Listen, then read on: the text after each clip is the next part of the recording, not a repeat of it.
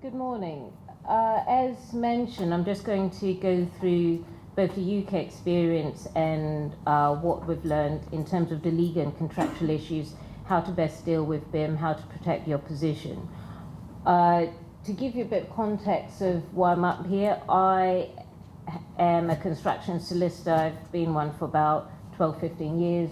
Most of my work now, about 50-60%, is about BIM, drafting contracts, advising on disputes.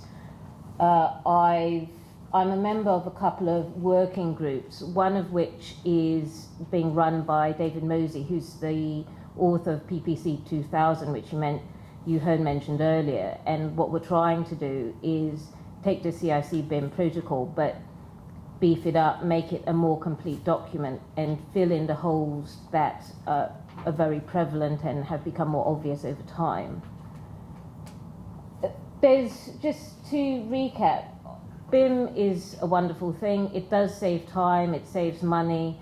The contractors I advise have found that it has resulted in zero variations on site. They've seen savings about 20-30%. However, because it's a new way of working, it's a new process, it does cause new issues. This includes, whilst you get better quality of data and you get more accurate data, there's issues of how much can you rely on this, whose fault is it if there's something wrong with the data, who should check the data and how should it be saved, is there a particular format that you should be exchanging it, and I'll be going through this in more detail in a bit. Just going through first the experience in the UK. Some of the issues we've encountered are primarily the lack of understanding of clients. Tenders typically say, do BIM or do level 2 BIM. Go to a client, what do you mean? I don't know, I've read it, it's supposed to save me money, just go and do it. That represents then a fundamental misunderstanding. You get to site and they say, oh, well, I thought I'd get all of these things. Like, well, I thought I would only give you this aspect. And a lot of contracts still do not actually mention BIM apart from the contractor will achieve level 2 BIM with no definitions or anything else. There's lack of standard forms and case law. Everyone's doing it slightly differently. This obviously leads to confusions, inconsistencies. People are having arguments when they don't really need to. Some of the issues I've advised on, to give you a flavor, there was a employer and a very large contractor who said, we want your models to the architect, because they said, we know you have these amazing BIM models, it'll save us loads of time. And the architect said, very rightly, it's not in the contract. I can't just give you these models, which are very data rich, and you rely on them. What if something's wrong? And you'll turn around and blame me. And they say, oh, that's fine, we promise we won't. That's not really good enough. Then there's the employers who say at the end of the project, well, thanks very much, we want the models now, they belong to us, that's what we paid for. And the architects, the engineers, the contractors say, no, that's our intellectual property. And there's a difference between design and who owns the design and who owns the models. And if you think of the models like the 2D paper drawings, they're not the same thing. There's contradictions in the definition of materials. For example, the CIC BIM protocol, how it defines materials, is different from the NEC 3. And the CIC BIM protocol takes precedence over any other contract document. So what you'll find is a very odd situation where all the definitions get imported into all your non-BIM terms, or you're finding you've ended up with an agreement which isn't actually what the parties intended. Things look different in different software. Software providers sometimes don't feel necessarily a need to make everything compatible, or it may in fact not be possible. And these interoperability issues are very real and have been encountered. Unless people are aware of them and take measures, you may end up getting to site and say, oh, the beam moved 10 meters and no one noticed. That's not what we thought it meant. Again, how much modeling how much level of detail should have been in the model. What does level 2 BIM mean? PAS 1192 and the CIC BIM protocol do not define level 2 BIM. So unless you define it in your contract or you add it into whatever contract protocol you're using, you and everyone else in the project team will probably have a slightly different idea of what BIM means, what level 2 means, and in fact what a model means. We can't do what we've warranted. PAS 1192 is quite a detailed document, and you'll find in reality you can only probably comply strictly with about 50-60% of it. Some of it just may not be applicable to your contract. So if your contract says we will comply with PAS 1192, we'll comply with all these standards, if you breach that because you simply can't comply with it, you won't be covered by your professional indemnity policy, and you're going to have a needless argument about something that could be avoided. Just give you a flavor of some statistics.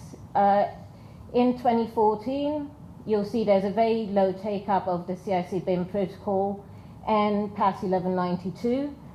Generally, the people in the industry thought the contracts were not fit for purpose for the BIM-enabled world. And you may think, well, why didn't you just add the standards, add the CIC BIM protocol? And there's some real issues with that. And the questions we had just now reflected this. The PAS 1192 has various missing definitions. As I mentioned, there's no definition of level 2. There's no definition of models. There's conflicting definitions between employer's requirements, how it describes BIM. It intends for there to be two types of models: the design model, and then once it gets to the DNC stage, a separate contractor's model. And it's not clear whether these are separate models or the designer is supposed to transfer their model to the contractor. Now, none of these situations are what actually happens. What actually happens is the designers do their models, they give them to the contractor then uses those to build and construct. There isn't this separate, it's not like 2D drawings where you get the design drawing, you give it to the contractor, and then they develop that for construction. So there's also, you'll see there's a sentence there, the contractor's model will be by replacement rather than a modification of the design model. And that's insertion from a recent draft of the PAS 1192, which is tweaking rather than wholesale amendments to it. And that doesn't really help, because that says the contractor's model will replace the designer's model. Well, does that mean they're supposed to cut and paste everything into a new model, but it's actually the same thing? And they say, well, now it all belongs to me. I can't imagine the designers being very happy with that. Looking at the CIC BIM protocol, it's an amazing starting point. It's a very good base, but it's also drafted on with the intention to be only first tier, so employer to contractor. The government in the UK has said, we're going to let the supply chain work it out themselves. Just the market forces should sort it out. There's missing crucial aspects. There's no mention of collaborative information. There's no mention of common data environment. Risk allocation is missing. There's no clarity as to who owns the models, what rights you have to use the models. There's, as I mentioned earlier, there's contradictions in how it uses certain definitions, such as materials, with the commonly used standard forms, such as JCT and NEC3. There's also certain non-standard clauses it's put in, two of which I've highlighted there. One of being that the parties don't warrant the integrity of the electronic data they're providing. That means I'm giving you this, but I'm not promising that it's any good. That defeats the whole purpose of using BIM. There's also a revocable copyright license if your fees aren't paid. And whilst that sounds great if you're the one not being paid, if you're someone else in the project team, say your contractor, you're using the architect's model, architect hasn't been paid, they revoke their license, you're stuck. You can't progress some of your work. And there's ways around that if it's partly revocable as regards the employer, so your work isn't impacted. But these are the sorts of issues which mean you need, if you're using the CIC BIM protocol, you need to work out what else do we need. And shortly, I'll go through some of the broad issues that you should be considering, not just if you're using this protocol, but if you're using any BIM protocol you get given. Most of the large contractors and a lot of the large architects have their own BIM protocol in-house. They've taken this and they've completely revamped it, and they've added lots of things that work for them. So you'll find sometimes you'll be getting a BIM protocol which kind of looks like the CIC BIM protocol, but it's much longer, or in fact is very different. You'll find from this, I hope I've made it clear that if you're using PAS 1192, if you're using CIC BIM protocol, any BIM documents, you need a clear contractual framework. And before I go on to that, just a quick mention about the PPC 2000, which Simon has mentioned. The PPC 2000 is the only multi-party contract around. And however, it also doesn't have any specific BIM terms. That means whilst if you use a PPC 2000, you use a public works contract, you still need to add a BIM protocol. The difference is that the PPC 2000 is intended to be more collaborative, and therefore the governments use that for some of their pilot projects. They also have special bespoke alliancing contracts, and those are completely new. They've thrown the rule book out, they've said, let's all work for this together. Are the contracts ready for BIM? I hope I've made a point that the simple answer is they're not. The JCT and the NEC 3 say they've kind of dodged a bullet, and they say anything to do with BIM, add a BIM protocol. They haven't provided an example, and as a result, the government then turned around and funded the CIC BIM protocol. But that obviously doesn't solve the problem. There are, as I mentioned, certain contractors have their own protocols, but they're not widely available. There's the AEC UK BIM protocol, which the previous edition simply said legal, not included in this release.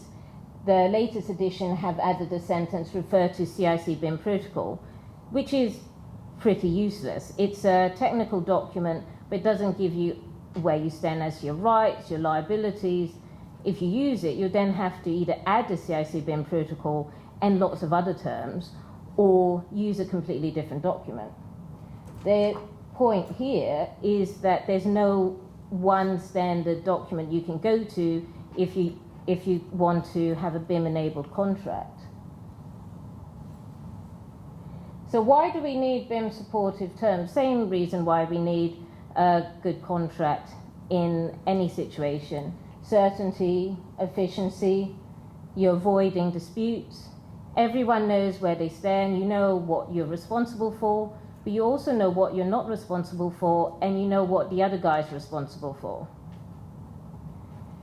There's some broad areas of clauses that should be considered if you're going into a BIM-enabled contract, and I do a fair amount of drafting of specific BIM contracts, and these are the ones which we've found actually make a difference. And this applies equally here as it does to the UK. There's no real difference in terms of impact.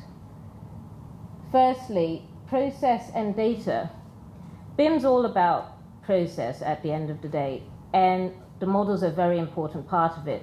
BIM isn't 3D modeling itself, it's a new type of process.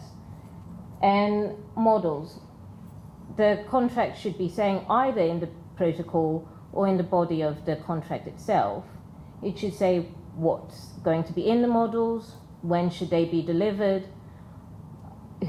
how should they be delivered if they're being amended, how should that be notified? So that when you're receiving information from someone else, you know whether it's being updated, you know whether you can rely on it. There's also issues of security. Because we're relying now on electronic data in a very serious way, you may be very comfortable with your securities in your company, but what about the rest of the project team? You don't want a situation where, say, a politically sensitive project gets hacked. Slight amendments get done, no one notices till they get onto site, they're halfway through the build, and there's a problem. It becomes, whose fault is that? If you don't put it in the contract, you're going to spend a lot of time and a lot of money arguing that out. The first point there about models as contract deliverables or contract documents.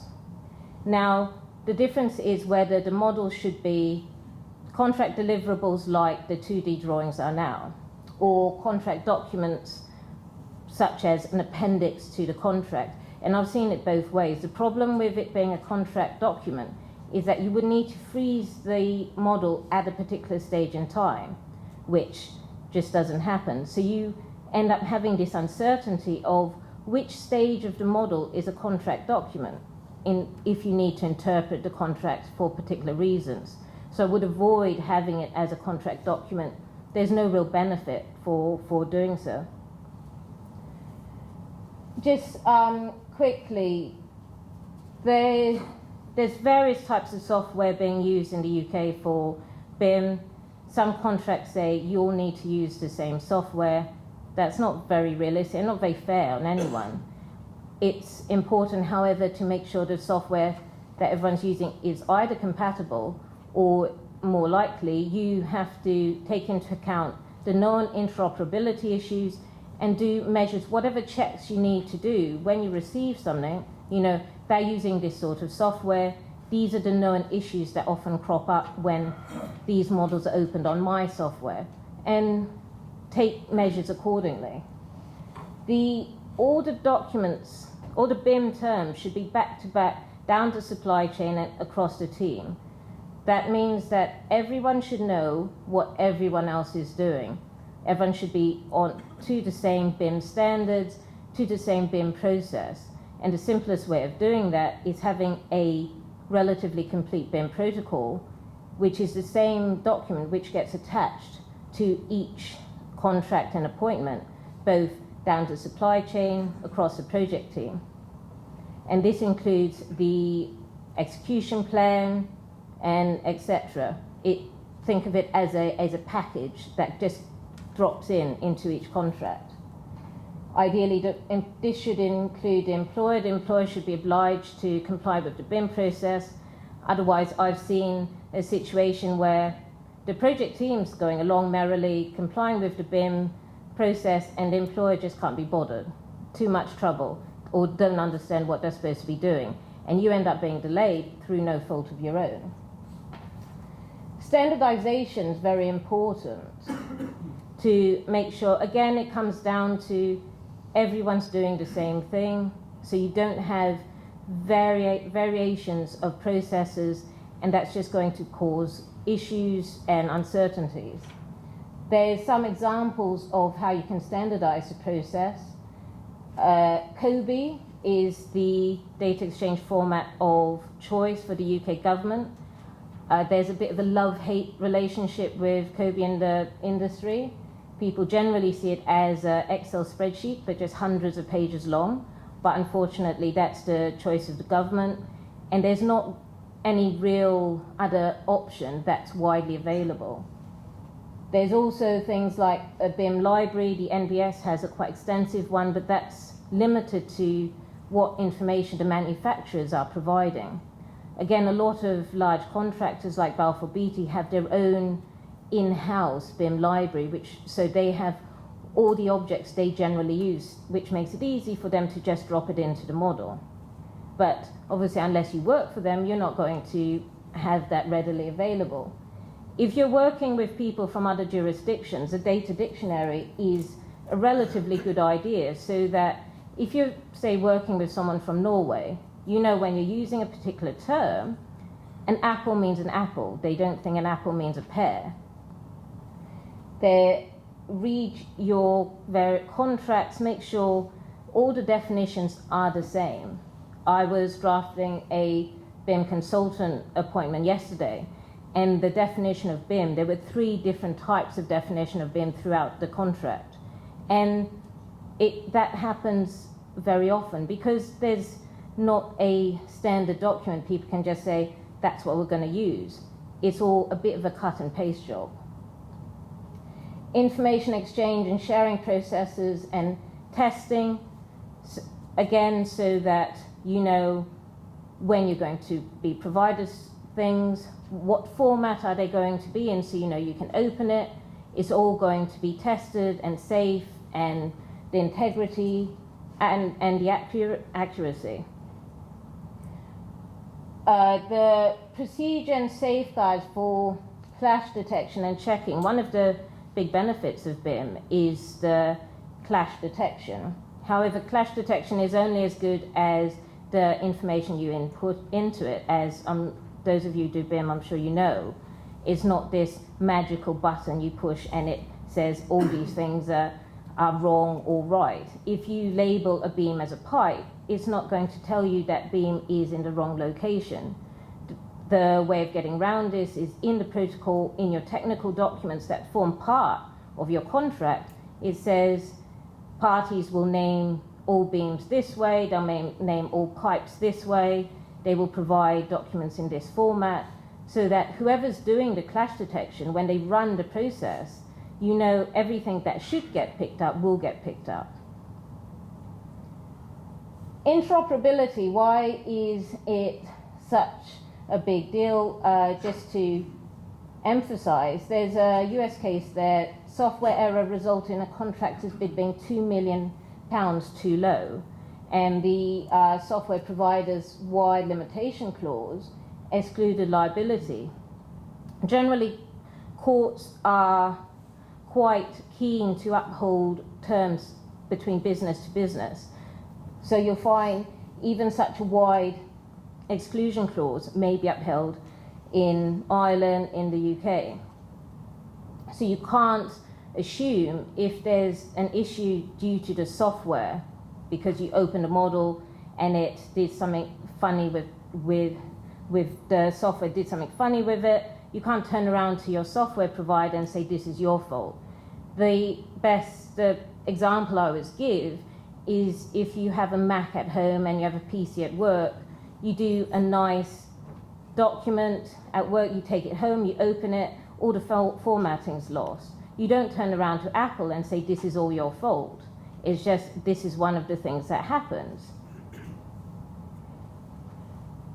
Copyright.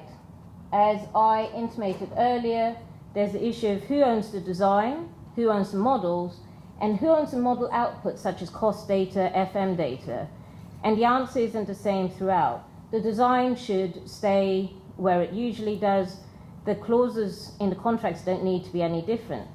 You have a design, it stays with whoever created the design. There's a license for the permitted purposes. However, the models, in the US, the models are transferred ownership to the employer at the end of the project. And I once saw a very heated debate on LinkedIn between American designers on the one hand and UK designers on the other. And the American designers said, of course it should be with the employer, that's what they paid for. And the UK designers said, well, this is our property, this is all our design, it's so unfair. And at the moment, it's about 50-50. The employers often don't realize what they should be asking for, or sometimes they ask for too much. And it's very much a commercial decision. In truth, as a designer, you don't really lose that much from giving up the ownership of the models, as long as you have relevant exclusions saying, we're not responsible for any changes you make to it, anything you do with it after I give it to you. And that, alternatively, there is also the option of simply granting a license. but you have to make sure the license is wide enough. Otherwise, you have a very odd situation where the employer has to come back to you a year later and say, oh, can I use the model to maintain the property, which is the whole reason they wanted the model in the first place. The model outputs, the designers don't particularly want them, they're not particularly useful.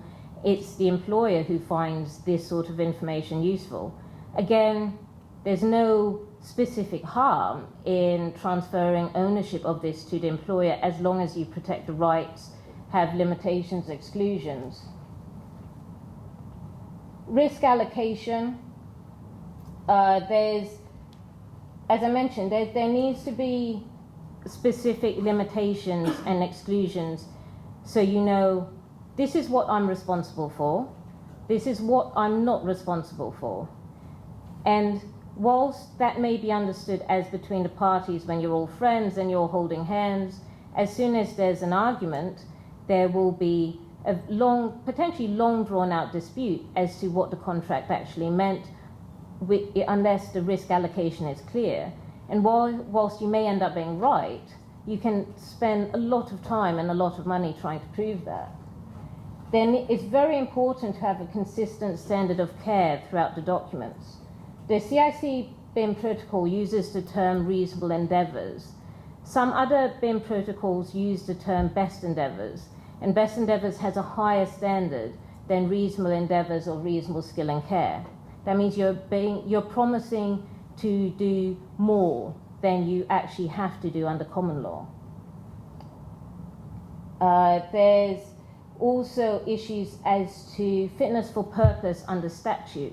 Now, I think the relevant statute here is the Sale of Goods and Supply of Services Act 1980, which is in the UK, it's the Sale of Goods Act and the Supply of Goods and Services Act, which in all cases import a implied duty of fitness for purpose for goods. Now, until we have a couple of BIM cases through the courts, we don't know if the courts are going to say, yes, that model is goods and therefore it needs to be fit for purpose.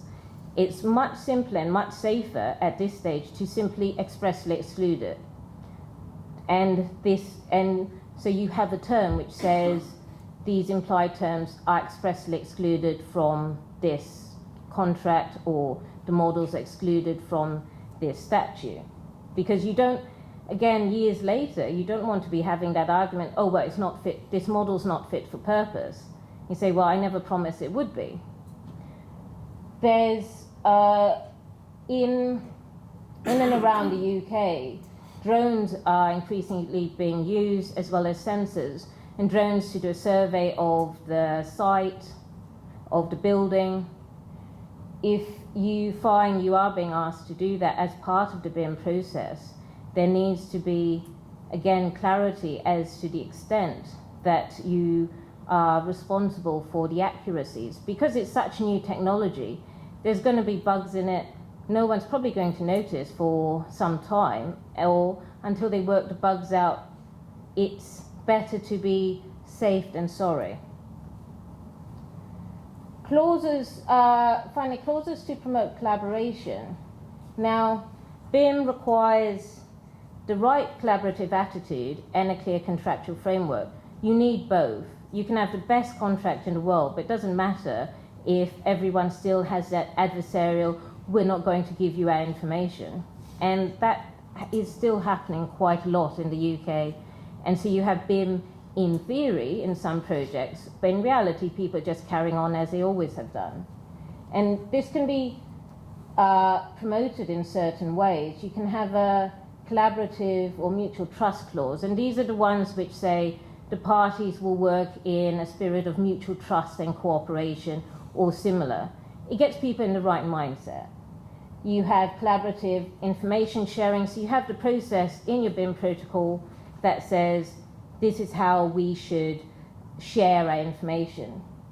You set up regular information exchange, BIM meetings to make sure there's an open, continuous open dialogue.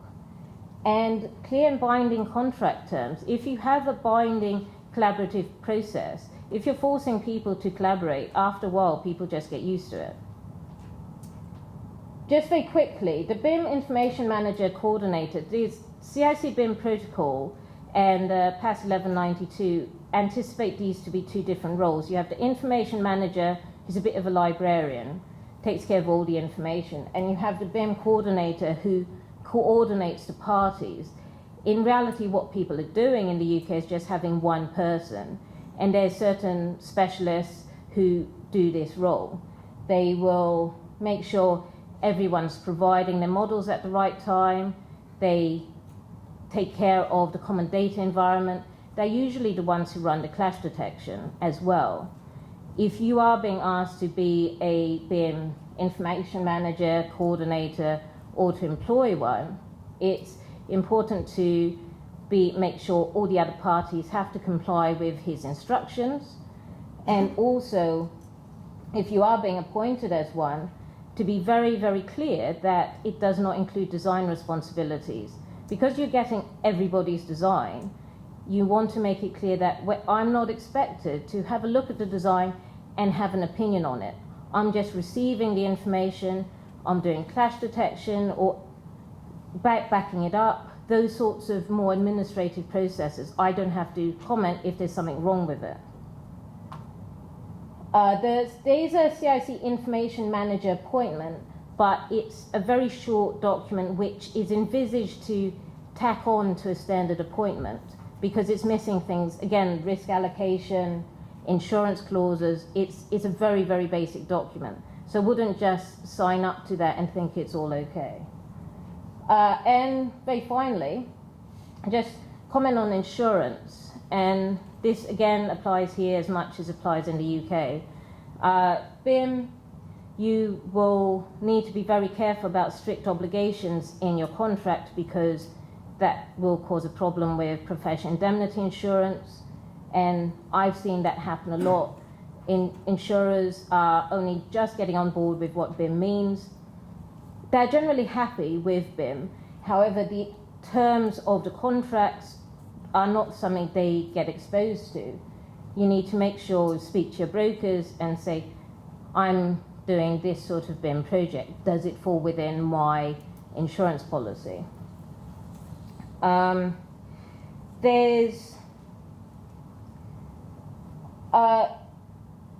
also the integrated project insurance, which the UK government's piloting. They're on their second pilot now. And it's a new type of single project insurance policy. And I don't have time to go through it now, but in effect, they're trying to create something that is collaborative to be complementary to the BIM process. And very finally, there is, if you are interested, the UK government recently released the Digital Built Britain report, which describes what they see as level 3 BIM. Even though we haven't actually gotten to level 2 yet, they've already said, well, this is what we see as level 3, and that includes a more data and process-driven contracts, and I believe paper-free contracts as level 3C. And that's a very quick race through. If you have any questions, you can contact me directly. Okay.